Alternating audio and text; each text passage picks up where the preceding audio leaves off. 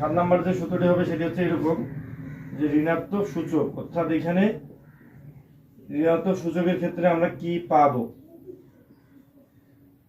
তার আগেই আমরা আরেকটা সূত্র সম্পর্কে একটু ধারণা নেই। একটু আগে যেটা আমরা শূন্য সূচক নির্ণয় করলাম যে a⁴ ইকুয়াল হচ্ছে 1, এইটা মনে রাখবো। এখন সূত্রটি আমাদের ঋণাত্মক সূচকের যে সূত্রটি রয়েছে সেটা হচ্ছে এইটা যে a⁻n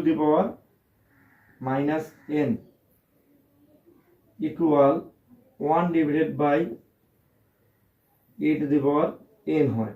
তো এইটা ইকুয়াল এইটা বা এইটা ইকুয়াল এইটা কেন হয় তার একটা সঠিক ব্যাখ্যা আমরা কিভাবে জানবো সেটাই আজকে তোমাদের সামনে ব্যাখ্যা করে দেখাবো। তো শিক্ষার্থী বন্ধুরা, এটা বাম পক্ষ এটা ডান পক্ষ বলা চলে। তো আমরা অনেক সময় অঙ্ক করার ক্ষেত্রে ডান পক্ষকে বাম পক্ষে রূপান্তর করে প্রমাণিত করে দেখাই।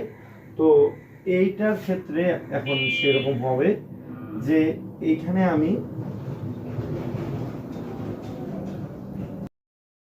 ডিভাইডেড বাই a⁻n নেব।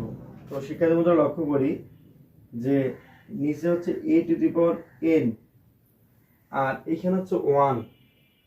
আসলে 1কে ডিফাইন করা যায় যে এখানে 1 আছে, 1 এর জায়গায় কি বসানো যেতে পারে যে 2 - 1 = 1 বা কোনো কিছুর উপর পাওয়ার 0 মানেই 1।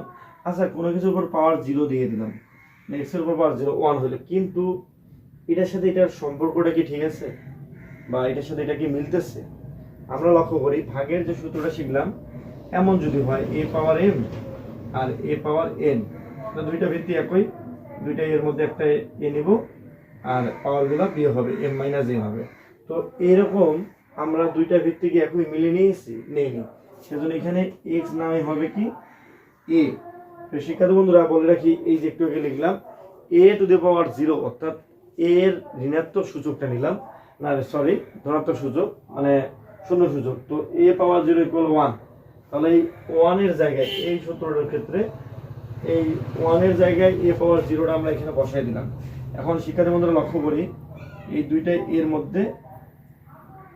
মধ্যে একটা a নিব এবং পাওয়ারগুলো কি করব বিয়োগ করব। 0 - কত n, a⁻n। তাহলে এই যে সূচক ভিত্তি দুইটার মধ্যে একটা নিয়ে নিলাম এবং কি এখানে এগুলো মানে 0 - n করলাম। তো লক্ষ্য করি এখন আমরা পেয়ে গেলাম a⁻0 - n মানে হচ্ছে -n। তো আমরা আসলে এই যে ডান পক্ষ থেকে বাম পক্ষতে নিয়ে আসলাম। শিক্ষার্থী বন্ধুরা তোমরা হয়তো বুঝতে পারছো যে এটাকে ক্যালকুলেশন করার জন্য এই শূন্য সূচকের প্রয়োজন হয়েছে। তো 1/a⁻n ইকুয়াল হবে a⁻n। তো এটা ইকুয়াল এইটা এবং এটা ইকুয়াল এইটা, যদি এটা থাকে এটাকে আমরা এইভাবে প্রমাণ করতে পারি। 1/a⁻n মানে 1 এর জায়গায় বসবে a⁻0, তাহলে দুইটা a মিলে গেলে ভিত্তি একটা হবে আর পাওয়ারগুলো 0 মানে মাইনাস হয়ে যাবে। তাহলে কত হলো 0 - n ইকুয়াল হচ্ছে -n। তো শিক্ষার্থী বন্ধুরা তোমরা হয়তো এই সূত্রটিও খুব সহজে বুঝতে পারছো। যদি বুঝে না থাকো আমার এই ক্লাসটি আরো যে অংশটুকু বুঝতেছো না সেটুকু মানে মনোযোগ সহকারে আবার দেখতে থাকো, সহজে বুঝতে পারবে। তো এর একটা আমি ছোট উদাহরণ দেই যে অঙ্কগুলোর ক্ষেত্রে কিরকমটা হয়।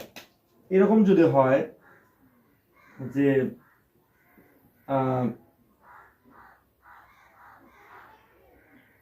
3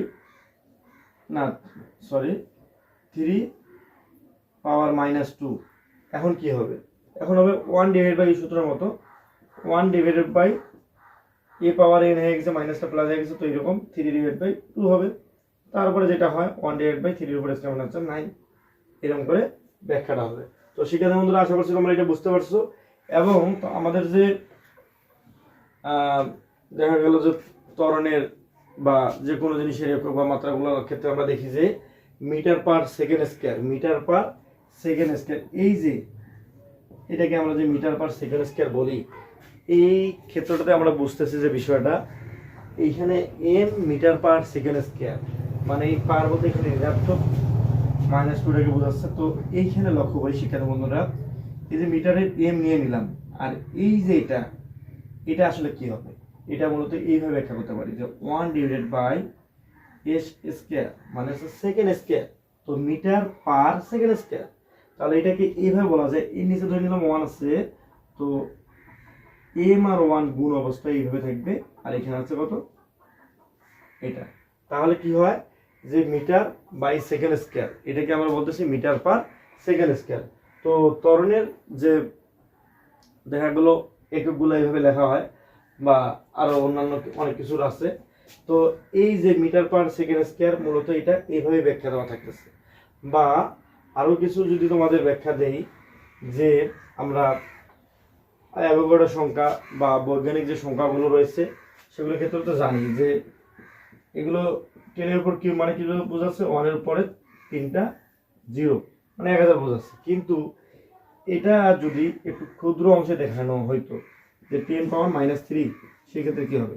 সেক্ষেত্রে আমরা কি লিখবো 1 ডিভাইডেড বাই এই যে সূত্রের 1 এবং এ বলতে 10 আর এন বলতে তো 3 আর মাইনাস সূত্রে মাইনাস, তাহলে কি হবে 10 পাওয়ার 3। 1 ডিভাইডেড বাই 10 পাওয়ার 3 মানে হচ্ছে 100, ঠিক আছে। এখানে হচ্ছে 100 1000 1000, তো 1 এর 1000 ভাগের 1 ভাগ। তো এইভাবে খুব ক্ষুদ্র সংখ্যাগুলো এবং আমাদের যে ঋণাত্মক সূচক সম্পর্কে যে ধারণাটি বা এই যে সূচকের যে সূত্রাবলীগুলো আছে সেখানে বন্ধুরা তোমরা খুব সহজে বুঝতে পারছো। এবং আমার এই ক্লাসটি প্রায় 40 মিনিট বা তারও বেশি হয়ে গেছে মনে হয়। তো এত বেশি হওয়ার কারণে আমি আরো তোমাদের সামনে কি বলবো যে দুঃখিত, খুব শর্টভাবে এই সূত্রগুলোকে রিপ্রেজেন্ট করতে পারলাম না। তবে তোমরা যদি শুরু থেকে এবং মনোযোগ সহকারে দেখো, সূচকের আর কোনো সূত্র তোমাদের শেখার লাগবে না, এই কয়েকটি মূল সূত্র এগুলো করলেই তোমরা 9, 10 এর যে তোমাদের যে অঙ্কগুলো আর রয়েছে এই অঙ্কগুলো তোমরা খুব সহজে বুঝতে পারবে। তো শিক্ষার্থী বন্ধুরা, আজকের ক্লাসটি এই পর্যন্তই। দেখা হবে আগামী ক্লাসে, এবং আগামী ক্লাসে আমি লগারিদমের যে সূত্রগুলো রয়েছে সেগুলো সম্পর্কে তোমাদের বিস্তারিত এগুলো নিয়ে ক্লাস করাবো। তো শিক্ষার্থী বন্ধুরা, সবাই ভালো থাকো, সুস্থ থাকো।